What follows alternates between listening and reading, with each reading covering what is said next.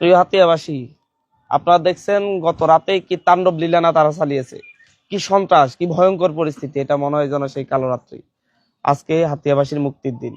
আপনাদের সকলকে অবশ্যই কেন্দ্রে যাইতে হবে, সকল বাধা বিধি অতিক্রম করে কেন্দ্রে যাইতে হবে।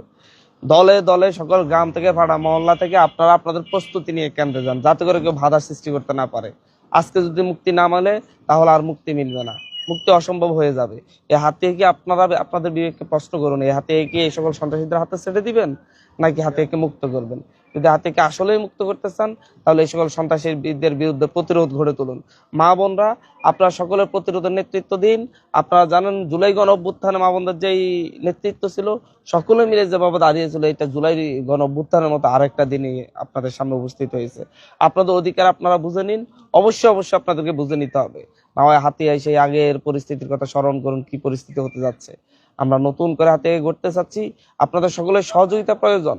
সারা রাতে আমাদের অনেক আহত করছে, অনেক মানুষের রক্ত জড়িয়েছে, কয়েকশো বাড়িতে হামলা করা হয়েছে, কিন্তু তারপর আমরা শক্ত আছি। আমরা জানি যে কোনো ধরনের ভালো কিছুর পূর্বে এই ধরনের একটা ক্ষয়ক্ষতি হবে। আমরা আপনাদের সহযোগিতা চাচ্ছি। হাতিয়াবাসী, আপনারা আমাদের পাশে না দাঁড়ালে আর কে দাঁড়াবে?